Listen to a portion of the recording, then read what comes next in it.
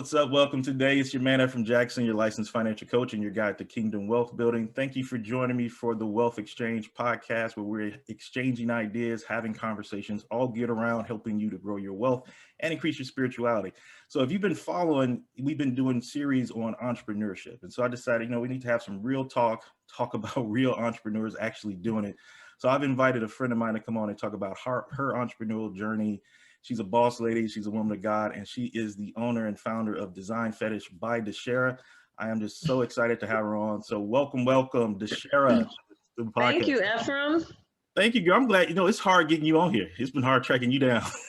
Only because it's October, the end of October, and between September and Christmas, that's what it is. It's hard tracking myself down those particular months. Oh, no, I hear you. No, I know you're busy, so I appreciate you taking time, because I think it's important. One of the things I talk about here in the group and on the podcast is about wealth, right? And I think most people want to try to grow their wealth. And I always talk about something called the 3 buckets, right? You can either, invest your way to it, personal finance, you can get into real estate, or you can start a small business. And if you're not doing something in one of those 3, then, it's probably not going to happen. But that's why I really wanted to have a conversation with you, because I love your story. Your story is awesome. Oh. And for y'all that don't know, man, go check out her website. On her website, she has a little red wagon, and I love your story. So maybe you can just introduce everybody, just tell them about your story, how you got started in entrepreneurship and what you do. Okay, sure. I'd love to do that. So I have always known I wanted to be an entrepreneur. My first love is home interior. So I would say about 2013, I started down the journey with that passion and that focus in mind to design people's homes. But months later, I found out I was expecting twins and figured it wasn't the best time to try to start a business. I needed to have those plans real quick. Exactly. I needed to have some consistent, guaranteed money coming in. So anyway, out with that dream. And I just wondered, after having those 2 girls, when would I have an opportunity to live my best life again and to follow my passion? Because, once you have children, you just kind of get lost in that world of parenthood. And also, a 9 to 5 is a different mindset. Mm-hmm. So you get in a different rhythm that there doesn't seem to be room to figure out your own personal ambitions and that sort of thing. So, I went through a divorce, or I started going through a divorce process. And one thing, I was listening to a Tony Robbins video, and this lady's husband had died. She was inquiring or asking if she would ever be happy again. And he asked her, do you still do the things that made you happy before you lost your husband? Ooh, and I like that. Yeah. And she said no. And he told her to get back to whatever those things were. It was like gardening and things like that, right, for 3 months. And then he would check in with her. And surprisingly, and I thought to myself, it couldn't be that simple, because at that time I was really sad and depressed. And so I decided to start picnicking, because I love to be outdoors, but I didn't necessarily have the time. And that, while going on those picnics, sometimes the furthest we could get, because by then I had 3 babies. I had twins who were 3 and a 1-year-old. So the furthest we could get was in front of the house sometimes. And so I noticed that there were a lot of homes that didn't have wreaths. And I didn't have a background with wreath making, but it just bothered me to the point that I didn't sleep for 3 days. And I just had this thought of, I could change all that. Right. And it seemed very unrealistic, because, we were trying to have clean laundry and just hot food to eat. So it bothered me to the point that I just ordered fabric and said, I am going to give it a go and just walk this neighborhood and tell these people to buy wreaths to put on their door. And that was where it started. And it started in my townhome community. And then I went across the street, and people were so receptive. It just encouraged me to continue following that path. And within 2 weeks, I started thinking about my original entrepreneur dream and how I would have these these presentations with businesses. And so I started thinking about that and calling different boutiques and shops and the hospital gift shops. And no sooner than I did, they began to carry my products. And that was maybe a month or 2 months into this journey. So no matter how fleeting a thought or how crazy a thought seems, you just don't know what's on the other end of it. And I would have never imagined that you could feed your family selling wreaths, or that I could feed my family selling wreaths. So that's kind of where I started, with those wreaths in that wagon. Right, right. I love that story, and I know I've known you for a long time, just for people watching, and so it's always been amazing for me to see that journey and to kind of be kind of a cheerleader on the background, kind of seeing you go through it. You've been a cheerleader on the front ground, because real talk, when people look at that website, they love the site, and you created that site for me. So you're a man of many gifts and skills. So I just appreciate how much you and your family have been supporters and have enabled me to follow this path. Well, I'm so, because I've been there, and I'm still in the middle of that myself too, and where you're in the middle of a dream and a maybe. You feel me? And you have something that's on the inside of you, that's something that you believe can manifest, but then you're also looking at the reality, right? And so what you said struck me so hard when you were like, hey, I was going through a divorce, I had three kids, just had a new baby. Most people wouldn't think, let me take a risk at a time like that. Oh, yeah. Yeah, most people don't do that. So what made you take a risk at a time when most people are like, no, I need to have some more stability. You know what I'm saying? It's like Yeah, that's very true. A few things. Honestly, I've always been a risk taker. That wasn't the most ideal time. Because I was the breadwinner and because I had so much responsibility at one time, that I didn't feel like I was managing the basic things very well. And that is real talk. I didn't. I felt like, gosh, if I could just ever catch up and breathe and get some sleep.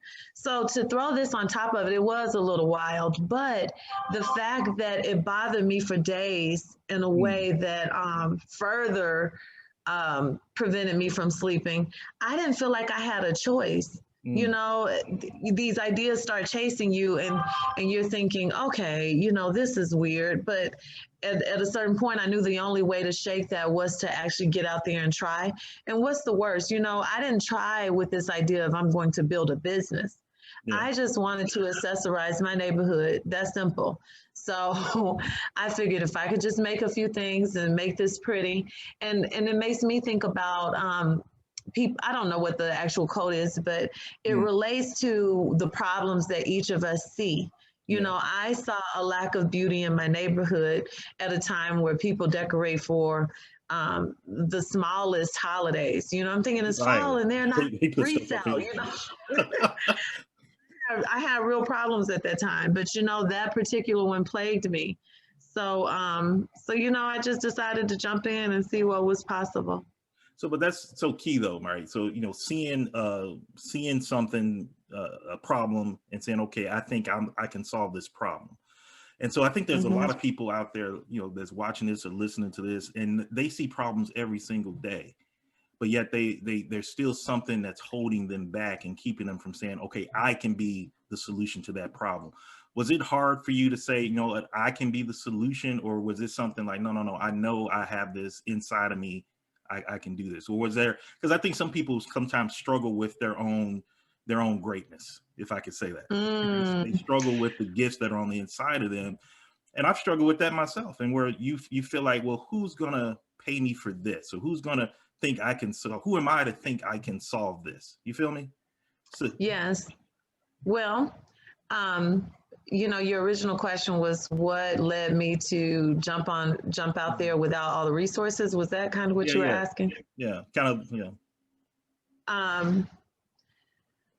I knew that I was a creative. I've always been a creative, but I didn't have a understanding of how to make wreaths. And like I said, the problem bothered me to the point that I was losing sleep. And I think hearing that Tony Robbins video and that interview with the lady, I was in such a deep sadness that I was very open to trying things. And I don't believe in coincidence. I think we're both believers and we know that everything happens for a reason. And so with that, I just said, what if, and again, not intending to build an empire at the time. I did want to build an empire, but I was waiting for the perfect timing. And we now know that never happens, right? Yeah, yeah. So, I just wanted to start with what I had. I ordered some fabric and I just jumped in. Because all the other situations and circumstances around that moment were perfect recipes for me to take a leap. Right, right.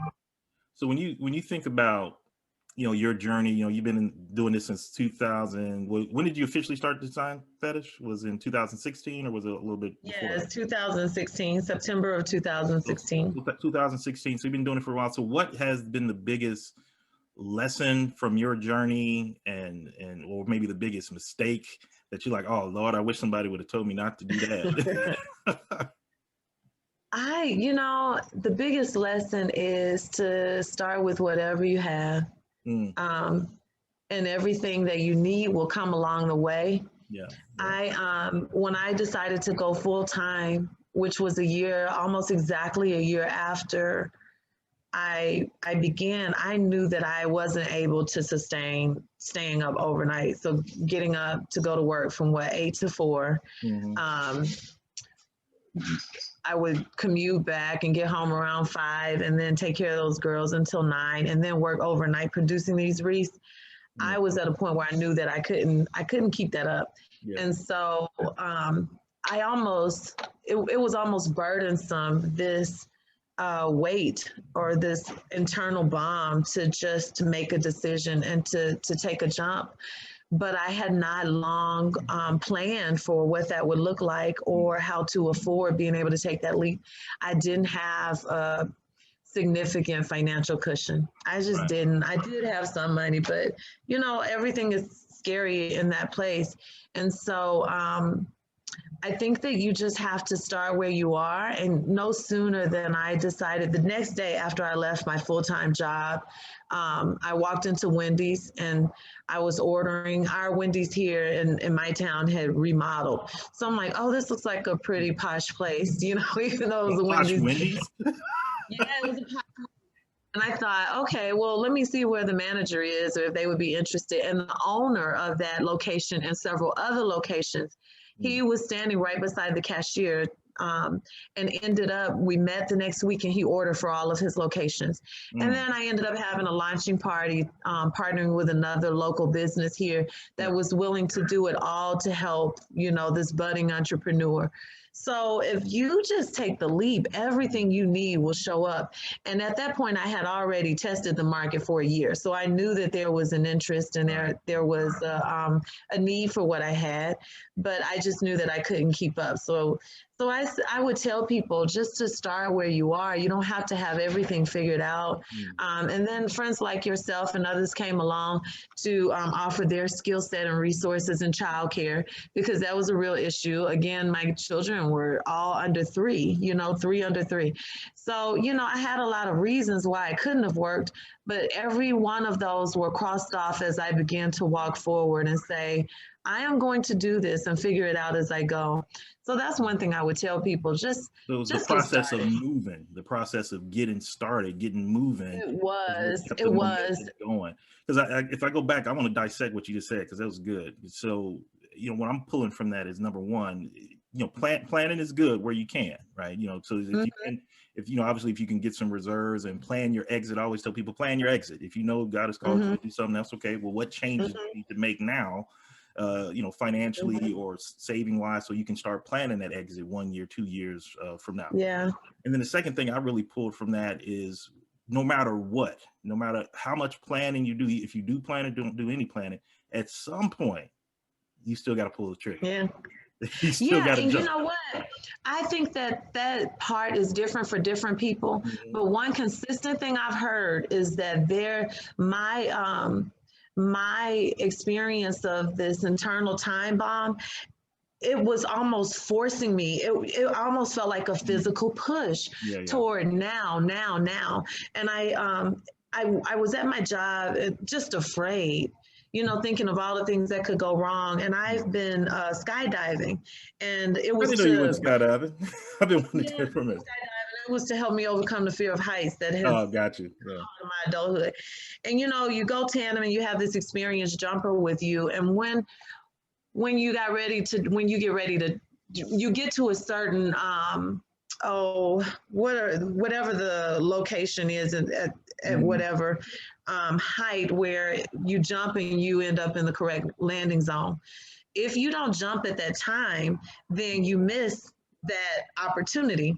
Well, they don't let you miss it because I just couldn't do it. I couldn't jump. And I was sitting in front of the guy who was jumping with me. So he pushed me. You holding the thing. He pushed me out. I was so scared. I couldn't even open my eyes. And he kept telling me, go, because they say when you get up there, we're going to tell you go. So he kept saying, go, go, go. I wouldn't jump. And so I think it was worse because he had to push me. And I was going on break at my full-time job thinking of, I don't want God to have to push me. And when he pushes us, it usually isn't a comfortable experience. It isn't one where everything, lines up in a very cushy way. So I knew that this thing was waiting on me to take a step. And I just thought about that skydiving experience. Everything is already set up for you to land in the perfect place if you leap when you're supposed to. And so I think that'll preach right there, girl. Hold on. I can't let you skip past that. That'll preach. You up here, Juanita Bynum folks or something. Hold on now. I gotta step in on that because that will preach, man. That the idea that you can be set up, you can be taken to the heights where you need to go, that you can have the right people on your team, you can have everything ready to go. But if you don't jump when you're supposed to jump, you can miss what you're supposed to get. Yeah, you have to jump. And now jumping can look different for different people. I want to make that clear because some people out here, I don't want them getting the impression that, they got to quit their job tomorrow. I got to go jump, and then they come saying, Everman, the sheriff told me to jump. Right.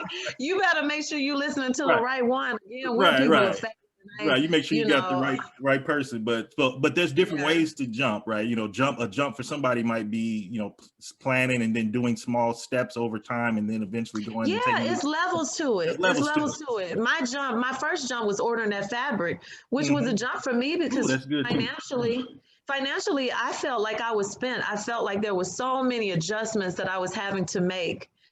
That were drastically impacting everything, my time, finances, everything about my life, that just wasn't the time for me to go on this whim and spend money on fabric and ask people to buy some wreaths, But, you take little jumps. I like that. Instead of taking, you take little jumps to lead up to that. Yeah. Every time you say yes to something, you're taking those little jumps. Every time you say yes to something else. Exactly. And so those little jumps kind of led me to a big jump. And for me, it was a year later. And for me, again, everything around that time and that situation said, it's time. I walked into my boss's office and he was just smiling. And I said, what are you smiling about? Because we had such a great relationship. And he said, I have been in this position at his church over the Hispanic congregation for 5 years. And I just handed over the torch last night. And he was saying, when it's time, and that particular day was 5 years for me. And I found that out when I went over to the HR office. So when he said that, it opened up the conversation. I said, I came to tell you that I'm actually transitioning and moving into a different, career. And it was very clear, although I was afraid, it was very clear that everything was lined up for me to move into this thing that I knew was waiting, but I didn't know that all of the pieces were going to fall into place. I didn't see that until after I took the leap. So, you just have to go for it. And if you fall or fail, then just go get your job somewhere else or go get your job. There's always going to be some job out there, right? But there's never going to always be your specific calling and purpose. Because only the timing. Right. Only you can do that at the point in time that God has given you to do that. And that's just so powerful, man. You got me up here getting ready to go into church mode. Say, look at God. Don't start. What is it they do? They start heaving and breathing hard and stuff. Don't start doing that. Right. Hey, yeah. Don't let me go. start shouting up and No. get me excited. Okay. So I gotta get real. So this is I always try to do a keep it 100 question with people. So this is my keep it 100 question. So you keep it 100 with me, I'm gonna keep it 100 with you. We keep it 100 with anybody out here listening. Come on. How do you balance it? Right, being real talk. Because you got kids, you at the time you had a job, and now you're balancing this vision. How do you balance it? Because real talk for me, my real talk, I still struggle with that today. I'm managing real estate. I'm trying to keep this ministry moving the way I want to do. Yeah. I still have a 9-to-5. Luckily, by the grace of God, it's in the area in finance, so it's something that I enjoy doing. Father, kids, and I'll be honest. There's some days I don't even want to get out of bed. Like, straight up. You try to be a brother, you try to be a husband, you try to be whatever it is you're trying to be, a leader in your church or whatever it is you're trying to do. The balance of it all, right? So how have you learned to balance, or is that still a struggle? Right? I think that balance is an illusion. I think that at different seasons, you grind in a way that you wonder if you're going to survive, but you know that you're working towards something. And I am in a lane that gives me so much joy. I do work overnight sometimes, and the only thing that stops me is my body shutting down, literally. But since day one, my children have been with me. When we were going door to door with that wagon, they were right beside me. And what I woke up and realized one day is that they are gaining more than if we were sitting there enjoying a movie together or playing Monopoly. That gives them one experience in one side, but watching me and seeing what I do, they're already thinking that there's value to what they have to offer. And to know that now they're 7, the twins are 7 and the baby is 5, to know that already in their early years, they're understanding things that it has taken me until my late 30s, when the people will appreciate what you offer, and this is how you go about it, and you figure out what you love to do, and then you will find an audience who loves that you're doing it. So I can't say that I have it all balanced. At this point, one thing that I have learned to do is to say no to anything extra. And that's been hard because a lot of those things I want to do and I enjoy doing, but I just don't have the bandwidth to get it all in. And I don't want my children to feel like they never had me, like everything else had me but them. So I bring them into the studio and we do things together.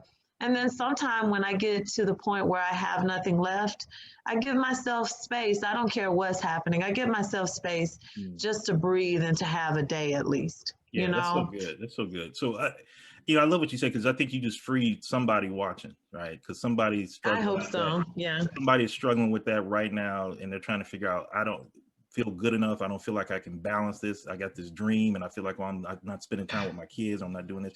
But you said something so good. You have to, balance is kind of an illusion, and you get your balance based on how you choose what that is, right? So if you bring your kids along on the journey, you're still spending time with them. The same thing, because you were with me when I got my second rental property, and you saw, I had my son and my kids over there painting and putting in them screws and all that other stuff.